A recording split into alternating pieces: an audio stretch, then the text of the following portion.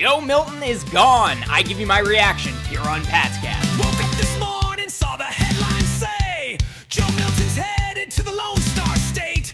A fifth-round pick, man, that's all we got. Welcome to Patscast. I'm Brad Whitaker. Good to be with you wearing Patriots-branded royal blue today, expecting an announcement any day now on those new uniforms, and rumor has it, the royal blues are coming back. But the big news today is the Patriots are trading away Joe Milton to the Dallas Cowboys for a fifth-round draft pick. Dallas will also receive a seventh-rounder from New England, and this was essentially the floor for what we were expecting the Pats to get for Joe Milton. The floor was basically a fifth-rounder. They drafted him in the sixth round last year, so you're only going to flip him if you can get a better pick. So that was the floor, a fifth-rounder, which is what they got. The ceiling, I know some people were saying he was a first or a second rounder, but the ceiling in all reality was probably a third rounder. But with the seventh rounder given up to by the Patriots, they basically flipped Joe Milton from a sixth rounder to the equivalent of a late fifth rounder or an early sixth rounder, which is not great because he was a sixth rounder last year. So you either flipped him for nothing or you flipped him for something slightly better. And, originally after the deal was reported, Jordan Schultz wrote, "My understanding is since Joe Milton became available at the start of the offseason, teams that showed interest included the Raiders, Eagles, Giants, Steelers, and the Cowboys. The Patriots had a better offer for Milton, but chose to send him where he wanted out of respect for him, per source." Now, on the surface, that seems likely, but Milton said his mother grew up as a Cowboys fan, was wearing Cowboys gear all the time growing up. He always admired the organization. But a few hours later, we received a conflicting report from Albert Breer that said, while there were talks with other teams, in the end, the Cowboys' offer was the only one the Patriots had for Joe Milton, so they took the bird in the hand. So I guess both could technically be true. They were talking with other teams, and there was just one offer. Maybe they talked with other teams and then talked to Milton. He said, "I'd like to go to the Cowboys," and that's how they got the offer. But as of right now, we're not sure. Was there a ton of interest from teams, or were the Cowboys the only ones that were actually serious about this? But, to those assessing Joe Milton as better than all the rookie QBs in the 2025 draft, or at least a third rounder, they were wrong. There just wasn't that much interest in Milton, perhaps because his moment in the limelight was against third-string players with the Buffalo Bills, with a head coach that looked like he was trying to lose to prevent the Patriots from getting the first overall pick. So that raises the question, if all you're getting is a fifth-round pick for Joe Milton, why trade him? I always thought, personally, it was worth keeping Joe Milton. Drake May, he's a mobile quarterback. Now he has a concussion history, had a concussion last year and missed time because of it. Frankly, I think he had a second concussion later in the year, and they're like, we're just not going to deal with the blue tent stuff and just pretend it didn't happen, which happens in the NFL all the time, by the way, particularly in the postseason. But as of right now, Josh Dobbs is the only other quarterback on the roster. They signed him, and look, I like Dobbs, but he does have his limitations. He's been bouncing around the league for a number of years now. Certainly an NFL veteran, a veteran backup player. Had some moments in places like Arizona or Minnesota. But whenever he shows flashes, teams look at the tape and then they're able to correct the next week. So there are a ton of limitations there for Josh Dobbs. He's a solid NFL backup, but two good quarterbacks is better than one, in my opinion. And Josh Dobbs is a veteran backup, and that's probably the best he'll ever be. And that's why I'm really concerned about this deal. Let's say May suffers a season-ending injury early in the year. Are they really going to ride with Josh Dobbs or another rookie that they get in this year's draft? Joe Milton has identical traits to Drake May, and frankly, is more athletic than Drake May in all of those categories. He can extend plays like Michael Vick. He might have the strongest arm in the history of the NFL. He threw the second hardest pass in NFL history at almost 62 miles an hour on a touchdown to Demario Douglas in the season finale. And I know to the baseball fans out there, 62 miles an hour doesn't sound like a lot, but when you're throwing a football and you're not off of an elevated rubber mound, it's pretty hard to top 60 miles an hour. And actually, I think Joe Milton had like 2 or 3 throws in that game that cracked the top 10 in NFL history. Just a cannon of an arm.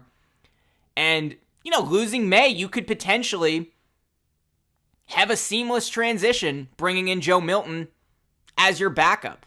And that's why I'm really upset about this. I wouldn't say I'm really upset. I kind of thought this was going to happen, but I'm not happy about the deal for all the reasons I just mentioned.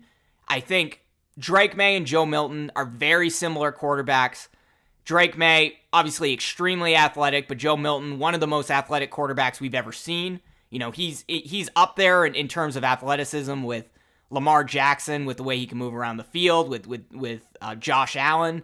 Drake May, super athletic, but probably a tier below that. And I don't know.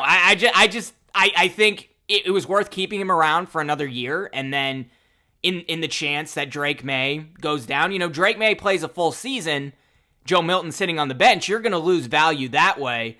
But I think there's a real chance that Drake May does get hurt because he got hurt last year. So why did he get traded? Well, let me make this clear. This was, I think, a Mike Vrabel decision.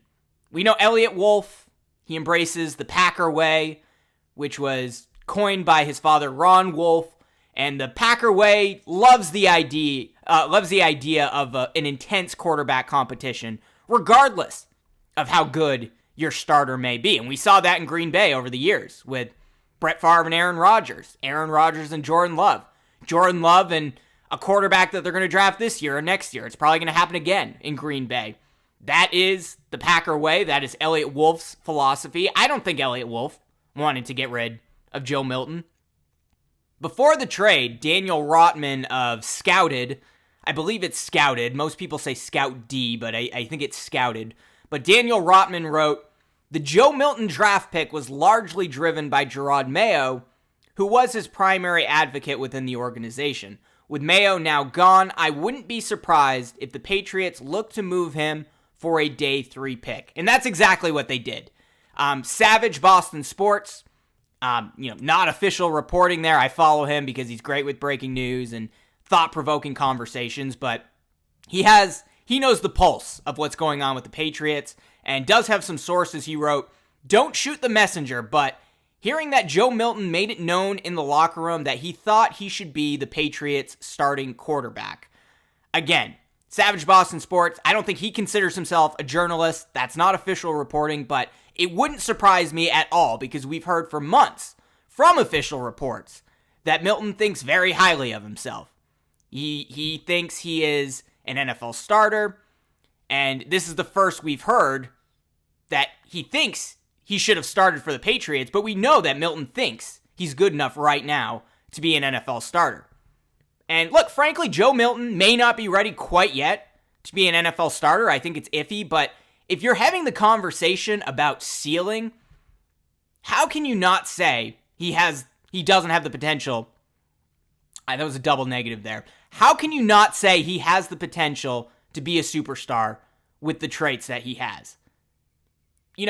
Joe Milton has flaws, certainly. There is a reason he was a 6th-round draft pick, but all of his flaws are very fixable with coaching and experience.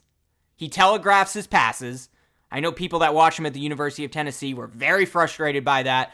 We saw that in the preseason when Joe Milton played. Didn't see it as much in the season finale, which shows that he probably did improve despite not seeing the field.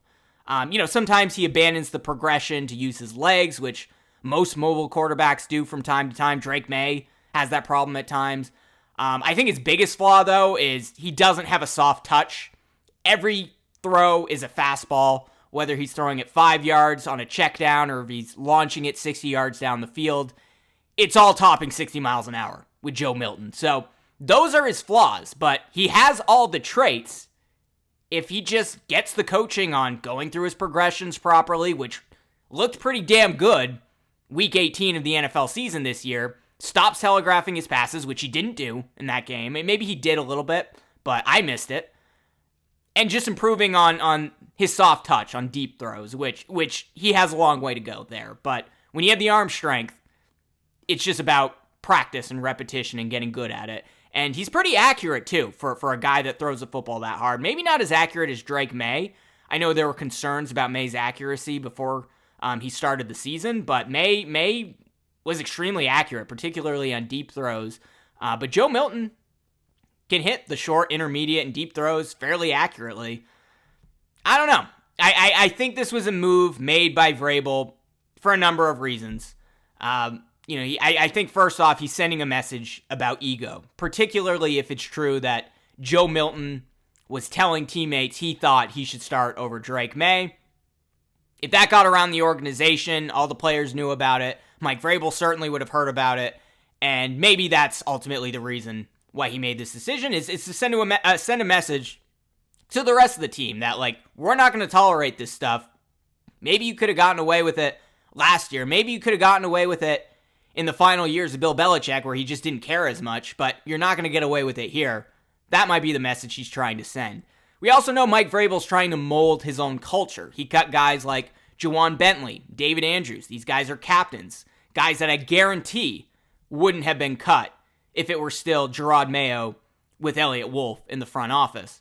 Also, I think he's providing some relief for Drake May in that he doesn't have to constantly look over his shoulder. If it's true that Joe Milton, we know it's true Joe Milton thinks he's an NFL starter, but if it's true that Joe Milton thought he should start over Drake May, well, I don't know if that led to conflict last year, but that has the ability to be a distraction and potentially lead to conflict in the locker room, something that Mike Vrabel, I'm sure, is trying to avoid. And it also lets Drake May know, like, you're getting full buy-in from your head coach. You're getting full buy-in from the Patriots organization. You don't have to worry about this stuff anymore. It's also worth mentioning that Mike Vrabel's good friends with Tom Brady, played with Brady.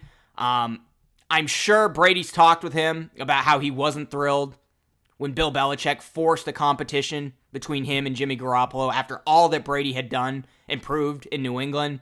I think Mike Vrabel's trying to avoid that stuff. And, there is a hard-nosed, discipline, accountability culture that Mike Vrabel is trying to enforce here, and that's part of the reason he made this move. But I also think because he's a former player, just hearing what the former players have said about him as a head coach, he does connect with players very well. So he understands what's going on inside their heads better than a Bill Belichick could have. And Gerard Mayo understood that stuff too, but went a little bit too far with the buddy-buddy stuff, putting a Little Tykes basketball hoop in the locker room and all that fun stuff. It's also possible that Mike Vrabel didn't think that Joe Milton would be a good fit for Josh McDaniels, or Josh McDaniels didn't think he would be a good fit there. I don't have a ton of information on how well Joe Milton picked up the playbook last year, was developing in terms of football IQ, but we know it's going to get a lot more complex now that Josh McDaniels is there. Not going to be as complex as it was with Tom Brady and the foundation that they built upon year after year after year. It's going to be far more simplified than that. Josh McDaniels did mention that today. But compared to what Alex Van Pelt did last year, it's going to be a lot more complicated, and a lot more responsibility is going to fall on the shoulders of the quarterback, whereas in those West Coast offenses, a lot of those responsibilities fall on the center. That's why I'm kind of hopeful about Cole Strange, by the way, that he could start at center, because that was asking a lot of him. He had never played the position before, and suddenly he's playing center in a dynamic West Coast offense that nobody on the team really knew how to fully run, let's be honest. It will be back to just the traditional power run Josh McDaniels offense, and that's why Cole Strange might work out there. But that was a bit of a sidetrack on Cole Strange. But it is possible he thought Joe Milton wasn't a good fit for Josh McDaniels, and that's why they ultimately decided to move on. And I will say Dallas basically runs the same offense that Alex Van Pelt runs. Alex Van Pelt worked with Mike McCarthy in Green Bay. That was the offense, kind of an old school San Francisco 49ers type West Coast offense, rather than sort of the stretch zone stuff that modern offenses run, although they did do a little bit of that. That said, they do have a new head coach in Dallas, so who knows if the offense could change there. But Look, overall, I understand the reasonings for trading Joe Milton. I'm not saying I'm surprised, but I just don't think the trade-offs are ultimately worth it. You're sacrificing an elite talent. I'm not saying an elite quarterback, but an elite talent with the same traits as Drake May. You now have to rely on Josh Dobbs to carry the team if May goes down. And you have to understand, there's at least a 50-50 chance Drake May misses time in 2025. That would have been time to continue developing Joe Milton, to showcase him, and ultimately trade him for a higher draft pick in 2026 or 2027, and, build him up that way. They're just going to be drafting another quarterback somewhere between rounds 5 and 7 and going through this process all over again. And the only reason they're trading Joe Milton away and not sticking with him is because he does have a lot of buzz going into a draft with, 2 solid quarterbacks, but nothing compared to last year. That's the reason there's a lot of buzz around Joe Milton. Yeah, you're taking a chance. Drake May plays the whole season. You don't get to showcase Joe Milton. You're going to get less for him in a year. But again, I think it's at least a 50% chance Drake May misses time in 2025 with his playing style, with his now concussion history. It would have been nice to keep Joe Milton there and have him come into the game seamlessly and continue running the offense in the same way that Drake May did. But again, I don't know the football IQ stuff. I don't know how he would fit in Josh McDaniels' offense. But overall, I disagree with the move. But time will tell. Perhaps Joe Milton turns into the best Dallas Cowboys quarterback since Troy Aikman. Or maybe he's already reached the peak of his development. And if that's the case, this turned out to be a pretty good deal. So we'll probably have a pretty good idea in a year or two. We'll see if Dak Prescott stays healthy in Dallas. Been pretty gimpy over there over the last few years. So I do think Joe Milton will get an opportunity. And he knows it. He knows that Dallas is investing in him to potentially be the quarterback of the future there. And I'm sure he's thrilled with the news ultimately because didn't have a chance with Drake May. But I don't know. I was still holding out the possibility that you could have a Drew Bledsoe situation where Drake May goes down early in the year and Joe Milton turns into a star right away, and now suddenly you have Drake May as trade capital the year after. I'm not saying that was a likelihood, but we've seen that happen, not just with Brady and Bledsoe. We've seen that happen with many teams over the years, and just the raw traits alone and the development that we saw last year, I just disagree with this trade ultimately. But like I said, time will tell. In other news, today, Josh McDaniels had an introductory press conference. Nothing really noteworthy coming out of it other than he just looked thrilled to be there and looked very comfortable being back in New England, has a few more gray hairs. He did say he's smitten by Drake May. Also said they've had opportunities to meet up and talk about non-football things, placed a lot of emphasis on that. Had a ton of conversations about non-football things. That's total crap, let's be honest. Drake May's had his playbook for 6 weeks now. We all know nobody follows these actual rules, but, they have to give lip service to saying, yeah, we just talked about, his wedding, his marriage proposal and the wedding planning and how you're fitting in New England and in the new home and all that stuff. In reality, they're talking about football. He also talked about how he's excited for voluntary activities with the team starting on Monday. Mike Vrabel also at the owners' meetings placed a lot of emphasis on the word voluntary, which we all know means it's not voluntary, at least if you want to play for the New England Patriots. But again, all these teams skirt these rules, and overall, nothing really came out of Josh McDaniels, but I guarantee Drake May has talked to him about football and maybe even has the playbook in hand right now. But more interestingly, Doug Marrone took some questions from reporters today. Doug Marrone is the new offensive line coach, the former head coach of the Jacksonville Jaguars, the same team that nearly beat the Patriots in the AFC title game back in 2017. The rumor over the last few weeks that I've seen on X is that Doug Marrone has certain standards for offensive linemen, and that includes arm length, but he said something very different today. Quote, I've always looked at it as, do you play that way or do you play longer? Do you play to the max of what you have or do you play under what you have? I've had guys in the past that have played for me that have 33, 34-inch arms and haven't played like that. I've had guys that had shorter arms and played like they had longer arms. So I just think it's something that you bring up that you just want to make sure that you evaluate and see if it affects the player in a positive or negative way.